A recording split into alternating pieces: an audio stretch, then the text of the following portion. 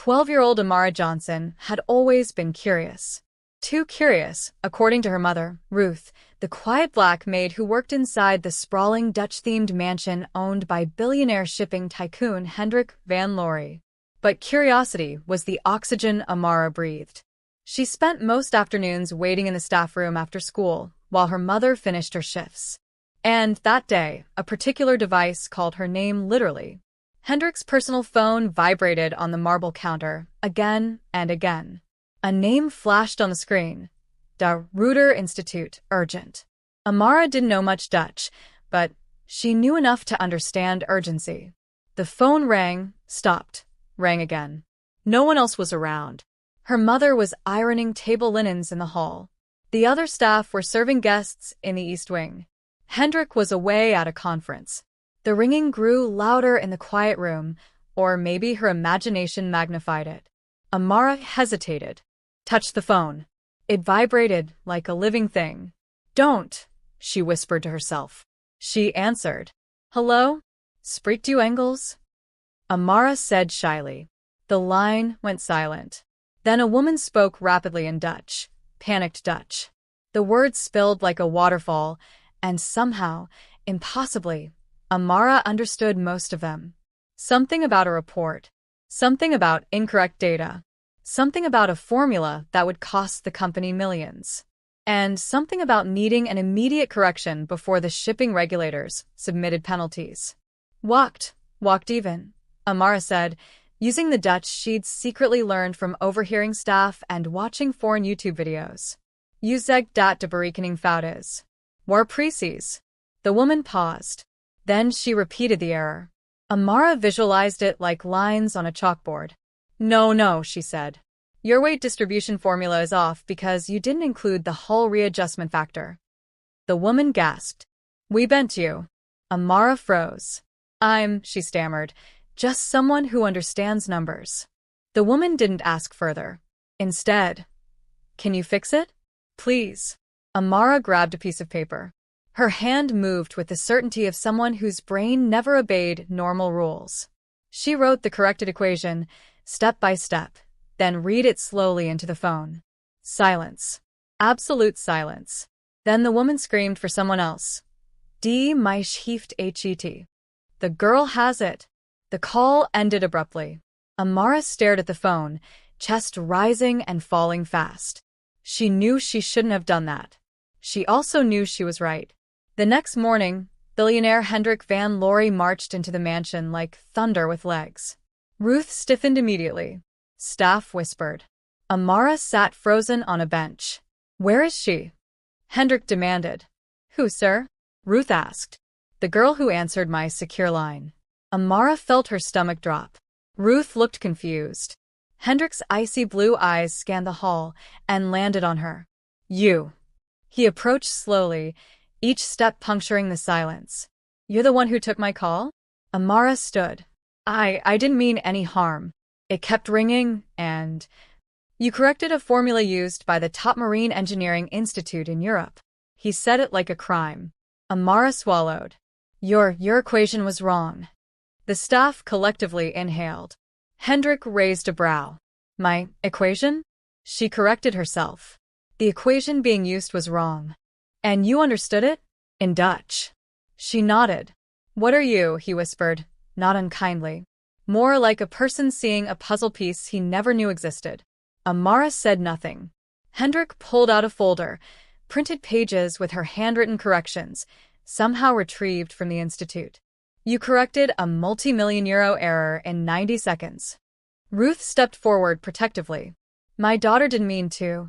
But Hendrik raised a hand. "Miss Johnson, your daughter didn't cause trouble. She saved my company." Everyone blinked. "And now," he said, kneeling to Amara's eye level, "I have one question for you." He leaned in. "How much more do you know?" Hendrik demanded a demonstration. Not loud, not aggressive, just determined in a way that erased the need for refusal. He brought Amara to his office, an intimidating room with floor-to-ceiling glass and a 20-foot ceiling where thousands of books lined the walls. "Sit," he said. Amara sat. He slid papers toward her, supply chain diagrams, shipping charts, engineering drafts, coded messages in Dutch. Tell me what you see. She studied the first page. Numbers bloomed into visual patterns in her mind. Instead of equations, she saw shapes. Instead of data, she saw balance. This is wrong here, she whispered, circling a statistic. Because they calculated fuel reserve based on the wrong displacement class. Hendrik raised a brow. She pointed to another chart. This ship can't leave port safely with that cargo weight. Another paper. This storm forecast means you need to reroute the Z-wind to avoid delays. Another. And this one. This encrypted note isn't Dutch, it's coded maritime shorthand. Hendrik stared. His mouth dropped open. This is genius, he whispered. Pure, terrifying genius. Amara's cheeks warmed. No one had ever called her that before. Not teachers who assumed she was quiet because she didn't know answers. Not neighbors who assumed brilliance didn't come from girls like her. Not even her mother, who loved her deeply but had no idea the numbers swirling in Amara's head weren't ordinary. Hendrik sat down slowly. You answered a phone call, he said. And now, I'm faced with something extraordinary. He leaned back. I want to sponsor your education, he announced. Ruth, who had been silent in the corner, gasped. Sir. No, Hendrik insisted. This girl belongs in the best academies in Europe. Her mind, it's unlike anything I've seen. Amara looked between them, heart pounding. Then Hendrik asked the question that would change everything. Amara, will you let me change your life? Ruth said no immediately. Hendrik expected surprise. Instead, it hit him like a slap. No, he repeated, baffled. Ruth trembled. Sir, I appreciate everything you've said, but my daughter is not some tool for your corporation. She's a child. A child with the intelligence of a world-class engineer, Hendrik argued. A child, Ruth repeated firmly. Amara sat frozen between two worlds, one she knew, one she could barely imagine. Hendrik paced. Miss Johnson, your daughter is wasting away in a school that doesn't challenge her, living a life that doesn't fit her potential. I'm offering to pay for everything. Education, housing, tutors, whatever she needs. Ruth shook her head. People like us don't end up in places like that. That's precisely why she should go. Hendrik exploded. Silence. Then Amara whispered, Mom, don't I get to decide? Ruth's eyes watered. You're all I have, she whispered. Hendrik softened. And she would still be yours. I'm not taking her away, just giving her wings. Ruth wiped her tears. Wings can drown you in storms. But Amara said nothing, because deep down, she knew she wanted to fly.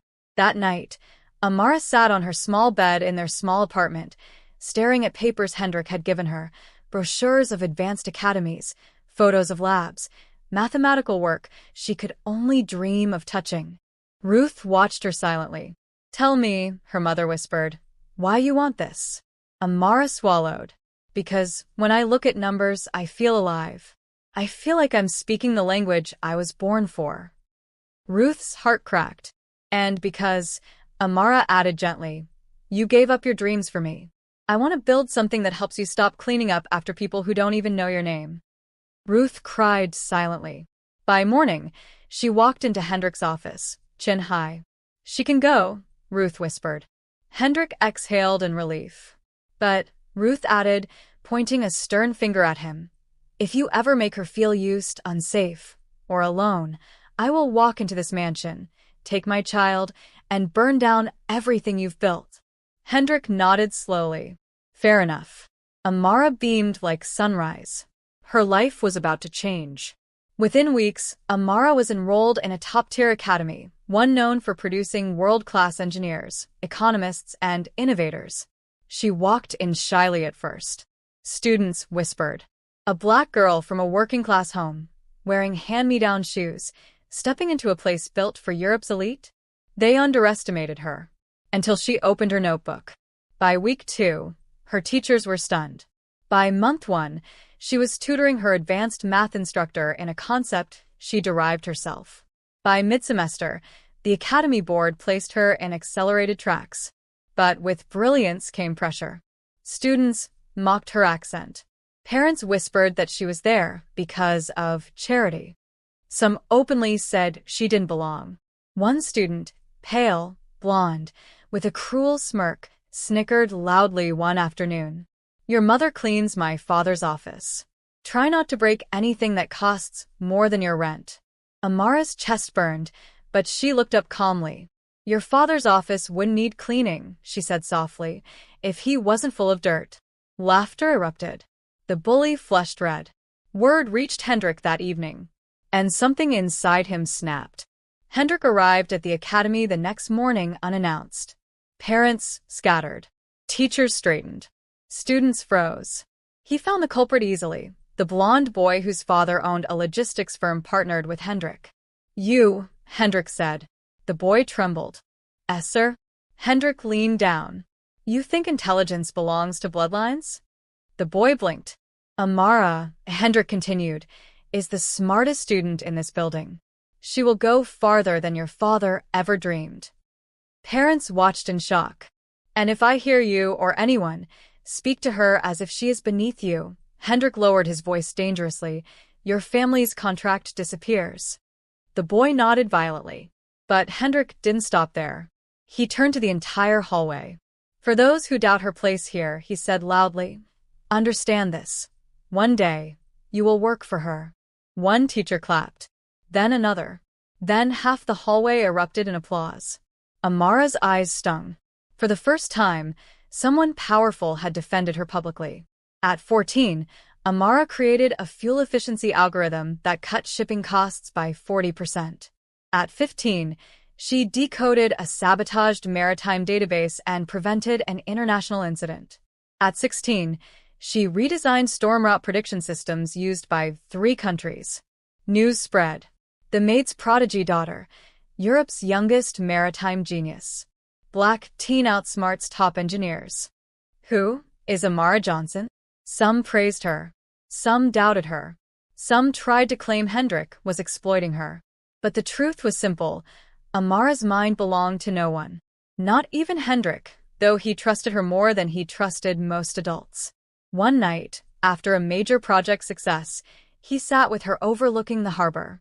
"Amara," he asked softly, "what do you want to become?" She looked at the ships gliding across dark waters and whispered, "Someone who changes the world." Hendrik smiled. "You already have." Not everyone liked Amara's rise. A rival corporation, Belmonte Shipping, attempted to smear her. Online attacks, fabricated accusations, claimed she stole data. Worst of all, they targeted Ruth. They published photos of her in uniform, mocked her job, called her the maid clinging to her daughter's genius. Ruth broke down. "I never wanted to be the reason they hurt you," she cried. But Amara hugged her tightly. "Mom, you're the reason I am who I am." Hendrik launched an internal investigation and exposed Belmonte's corruption in front-page headlines. When the truth came out, the CEO of Belmonte was arrested, and Amara became a national icon. Years passed quickly. At 18, Amara stood on a stage, being honored with a Global Innovation Award. Hendrik and Ruth watched from the front row. When Amara finished her speech, Hendrik approached her backstage. He looked strangely nervous. "Amara," he said, "I have one more question." She smiled. "Another one?" "Yes." His voice softened. "You've grown into someone extraordinary. But I always wondered." He paused. "The day you answer my phone, why did you pick it up?" Amara laughed softly. "Because the call wouldn't stop. And I've never liked problems that ring over and over without being solved." He chuckled. Then she added quietly, "And maybe I was waiting for a chance to prove I was more than what the world saw." Hendrik's eyes warmed. "You didn't prove it," he said. "You redefined it." Amara looked out at the crowd waiting for her. Her future stretched wide, bright, powerful, unstoppable. She whispered, "I'm ready to change everything." And she did.